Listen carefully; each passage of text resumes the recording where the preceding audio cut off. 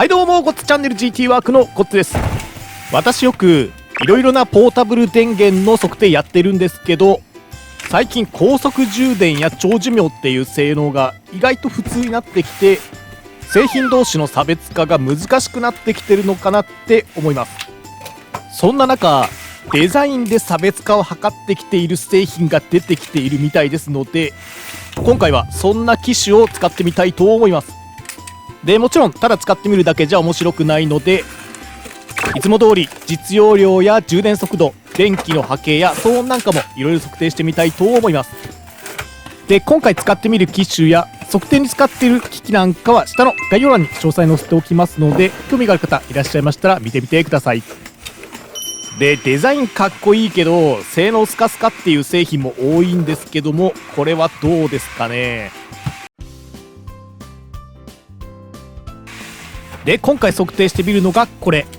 バッテリーモンス社製のポータブル電源 BM121 っていうやつですね。で、スペックはと言いますと、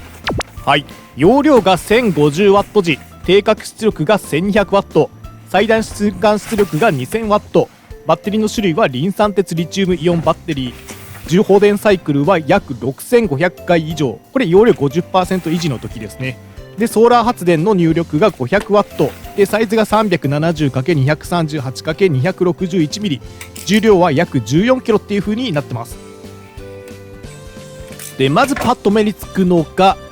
リン酸鉄リチウムイオンバッテリーを搭載した充放電6500回以上っていう超寿命。ただこれ容量 50% 維持ってなってますので、よく使われる容量 80% 維持の時はなんとなく3500回ぐらいかなって思ってます。それでも三元系に比べれば全然長寿命ですね。で、定格出力も 1200W あるってことですので、デザインだけじゃなくて基本性能もしっかりしてるみたいですね。しかもこいつ梱包方法が独特だな。何はともあれ中身出してみますかね。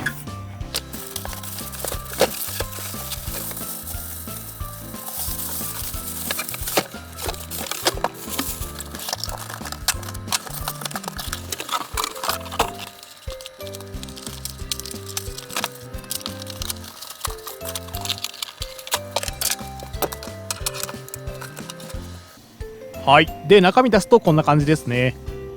まず入っていったのが AC のコードだけ、もちろん日本のコンセントに挿せる形になってます。それからシガーソケットから充電するためのコード、そしてこれはオリジナルステッカー。なんか可愛いキャラがデザインされてておしゃれにかなりこだわってますね。そして最後に取扱説明書で、中身全て日本語で書かれているので、これ迷うことなく使えるかと思います。で、もしかしたら取説全ページ気になるっていう方がいらっしゃるかもしれないので、ゆっくりめくっていきます。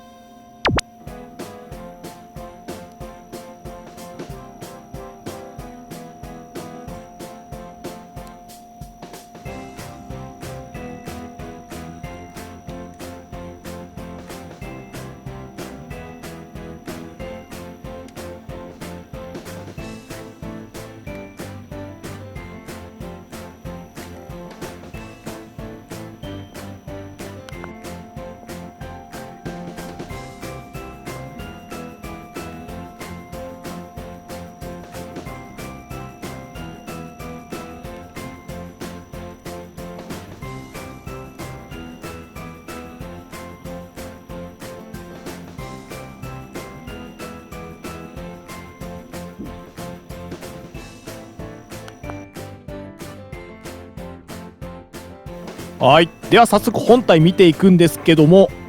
まずは正面 V 字型のラインが入っていて、ウインカーとヘッドライトがついていて、もうこれ車ですね。そしてこのデザインどっかで見たことあると思ったら、ワーゲンバスそっくりですね。いや、これ自分がバーゲンバスに乗ってたらこのバッテリー間違いなく即買いですね。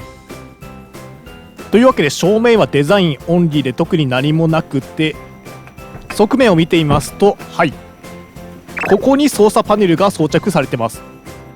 上側に通風口、そして真ん中に液晶ディスプレイがあります。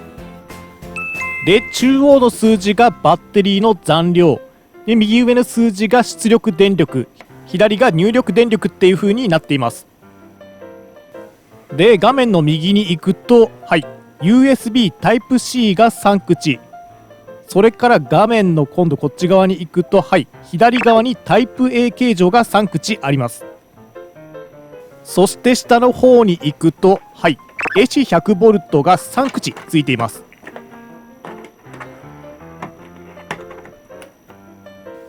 でスイッチを見てみるとちょっと見慣れないマークがあって、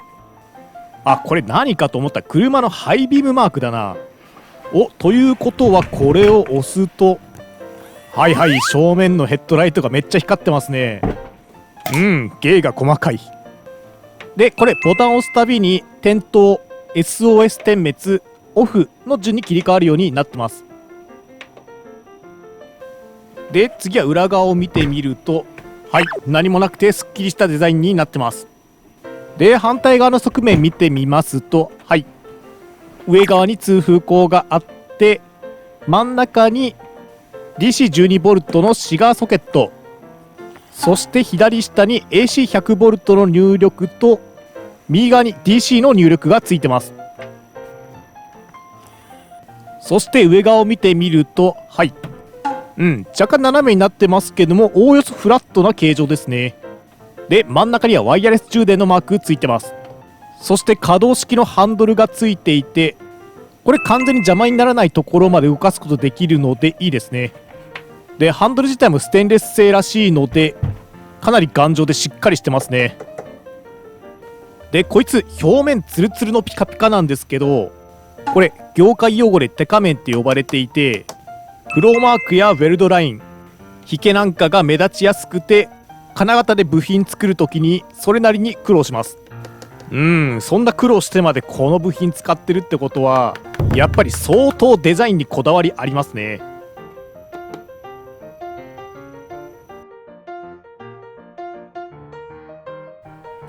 次は一体こいつ何がどれだけ動くのかやってみたいと思います。まずは USB ですね。ここにつながるだけ線をつないでみます。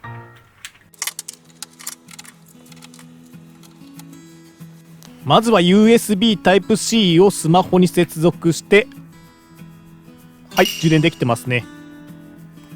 次は10インチくらいのタブレット、これも差し込みますと、はい、電気がついてちゃんと充電できてますね。次は自動首振り機能付き扇風機、はい、ここに接続すると、はい、LED が点灯して充電中になりましたね。次は卓上加湿器、これも USB を差し込みまして電源を入れますと、はい、ちゃんと動いてますね。 USB 関係は今この4台が同時に給電されてる感じなんですけども、この時の消費電力はと言いますと約 20W。 まだまだ全然余裕ですね。次は 12V 系ですけども、使ってみるのはこれポータブル冷蔵庫です。こいつマイナス20度まで冷やすことをできます。これを DC の差し込み口に差し込んで、はい、ちゃんと動いてますね。せっかくなんで最低温度のマイナス20度で運転します。では冷蔵庫を追加したら何ワットになったかと言いますと約 50W。 まだ余裕です。次は寒い季節に欲しくなる電気毛布です。これをのれん分けコネクター使って差し込みますと、はい、音はしないですけど電源入りました。ではこの状態で消費電力何ワットかと言いますと約 80W。 はい、次は 100V 系ですけども、使う機器はこれポータブルスポットクーラーのカンギヒくんです。でコンプレッサー積んでる機器って結構動かせないポータブル電源多いんですけども、果たしてこれは動かせるかなと。では電源入れてみます。はい、だんだん音が盛り上がってきましたね。ちゃんと動いてるみたいです。ではこの時の消費電力はと言いますと、はい、約 170W。まだ余裕ありそうです。次につないでみるのが超小型セラミックファンヒーター。これちっちゃい割に結構電力食うんですよね。ではこいつを接続して中で運転します。はい、風が出てきましたね。ではこの時の消費電力はと言いますと、はい、約850ワットで、次につがえてみるのがこのカーボンヒーターで、これかなり省電力なモデルなんですけども、200ワット400ワット切り替えて使うことできます。ではこれを200ワットにセットして、この時の消費電力はと言いますと、はい、ちょっとばらついてますけど約1000ワット、もうちょいいけるというわけで400ワット駆動にしてみますと、はい、電源落ちることなくちゃんと動いてますね。ではこの時の消費電力はと言いますと約1200ワット。ここら辺が潮時って感じですかね。というわけでいろいろつないできたんですけども、まずポータブル冷蔵庫と電気毛布、それからポータブルスポットクーラー、それから中運転の超小型セラミックファンヒーター、そして400ワット駆動のカーボンヒーター、そして USB 機器が小型扇風機とタブレットとスマホと卓上加湿器。今これら全部の機器がこのポータブル電源1台で全て動かせていますね。こんなに同時に使うことそんなにないんですけども、これだけ同時に動かせれば何かあっても安心ですかね。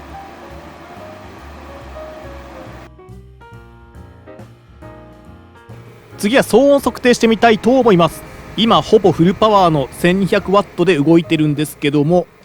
この状態で1メートル離れたところの騒音はと言いますと、はい、約43デシベル。閑静な住宅街の昼や図書館の中と同じ音量レベルですね。ちなみに何もない時の部屋の暗騒音は約39デシベルでした。はい、次はですね、100V から出ている電気の波形を測ってみたいと思います。で、使うのはこれ、オシロスコープですね。もっといろいろ細かく見たいなと思って少し前にちょっといいやつに買い替えました。で、電気の波形は大きく分けると制限波、疑似制限波、区形波っていう3種類があって、制限波っていうのが家庭用コンセントに来てるような綺麗な波で、疑似制限波と区形波はなんとか制限波に近づこうっていう風に頑張ってるような波形ですね。で、制限波はほぼ全ての電化製品使えるんですけど、疑似制限波や区形波は結構使えない家電があったりします。特にコンプレッサー積んだ電動機なんかに区形波を入れるとぶっ壊れる可能性が高いので注意が必要です。はい。で、今何してるのかと言いますと、これ専用に作成した端子台にプロボを接続して電気を取り出そうとしているところです。ちなみに 100V の波形の測定って危険なので、自信のない人はやらない方がいいです。では早速 AC100V の電源を入れています。だんだん電圧が大きくなってくるタイプの波形ですね。で、どうなってるのかと言いますと、はい、間隔狭くて分かりにくいのでちょっと大きくしていきます。はい、かなり大きくしたんですけども、変なガタガタとかなくて綺麗な波形ですね。これだけ綺麗な波形が出ていれば大概のものは問題なく使うことできますね。で、下の方に出ているこの 60.36 っていうのが周波数ですので、今 60Hz が出力されてるって感じですね。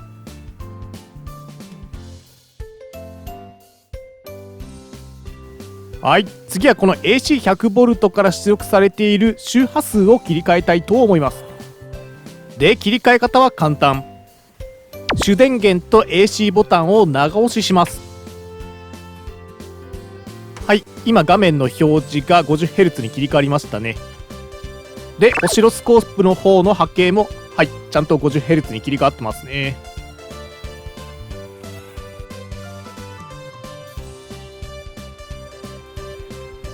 はい、じゃあ次は AC100V のところから本当は何ボルトが出てるのか測ってみたいと思います。で、使うのはこれ、ちょっとごっついテスターです。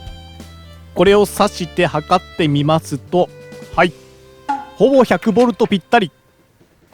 というわけで、日本のコンセントと同じ電圧ですので、ほとんどの機器は安心して使えるかと思います。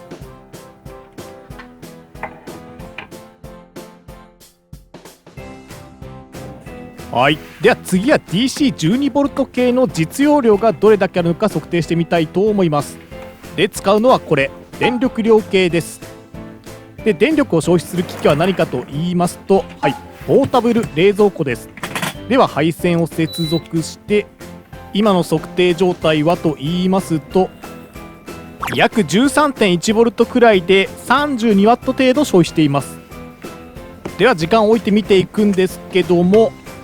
経験上普通に冷蔵庫使ってるとめちゃくちゃ時間かかるので、蓋を開けっぱなしにして、さらに扇風機で冷気を追い出しながら実験します。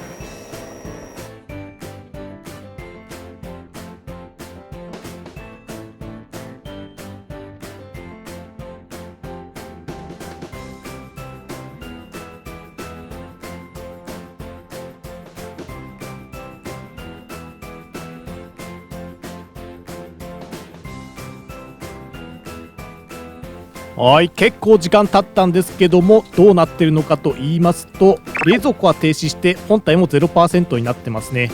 で、最終的に何ワット時伝えたのかと言いますと、914ワット時使えたってことになってます。あれ、スペックの1050ワット時に足りないじゃんと思った方いらっしゃるかと思いますけれども、リチウムイオンバッテリーは完全に放電するとバッテリーを傷めてしまうので、ちょっと手前で止める安全機能がついてます。あと気温や個体差でも若干変化しますね。では実際スペックの何%使えたのかと言いますと、はい、計算すると 87% 使えたってことになってますね。で、世の中80から 90% っていう製品が多いんで、87% はぼちぼちな数値かと思います。で、こいつ仕様を見るとバッテリーの接続方法が 12V じゃなくて 22.4V ってなってるので、この場合途中で一旦変換ロスが入りますので、いつもの 12V 測定より不利な条件にはなってしまいます。はい、では次は充電実験やってみたいと思います。では早速充電するんですけども、付属品の中には AC アダプターっていうのはついてません。じゃあどうやって充電するのって言いますと、 AC コンセントのケーブルを直接本体に挿して 100V を入れて充電します。それでは電力量計を間に挟んでコンセントに差し込みますと、はい、入力電力がどんどん上がっていってます。じゃあちょっと待ってみますかね。現在の入力電力は、はい、321W。あれ、高速充電って呼ばれてる割にはあんまり電力食ってないですね。あ、もしかして今 AC の出力がオンになってるので、これオフにすると変わったりするのかな。あ、入力電力がどんどん上がってってますね。はい、800W で 900W で、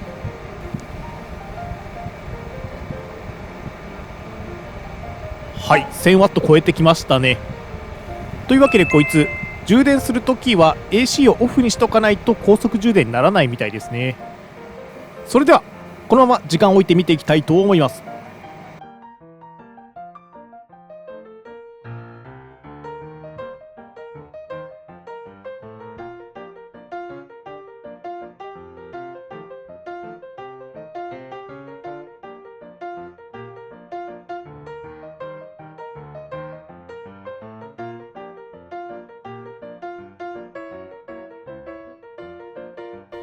はい、 100% になって充電完了してますね。では満タンになった時の時間はと言いますと、はい、約1時間半というわけで2時間を切る超高速充電ですね。ちなみに充電に使った電力量はと言いますと 1.27kW 時でした。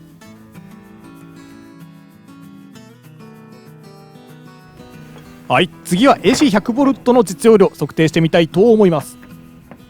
で、測定に使うのはこれ 100V 用の電力量計です。電気を使う製品はこれ、さっきも使ったカーボンヒータ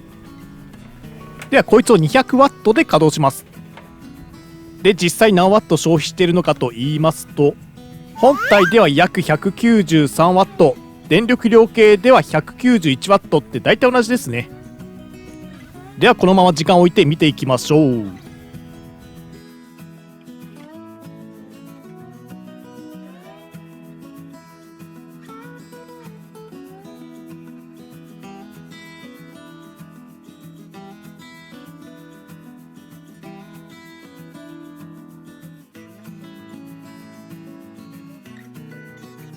はい、約4時間半が経過したんですけども、ヒーターが停止して表示も消えています。では最終的に何ワット時使えたのかと言いますと、 0.91kW 時イコール 910W 時使えたってことになってますね。で 12V からの変換効率を計算すると、はい約 100%。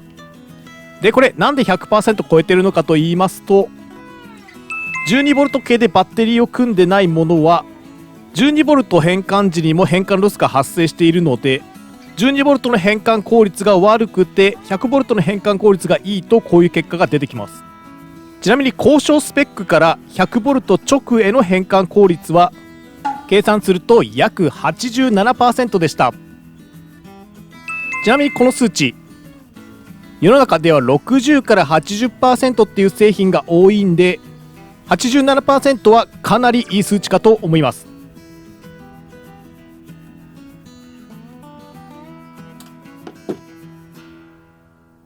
はい、というわけでいろいろ見てきたんですけども、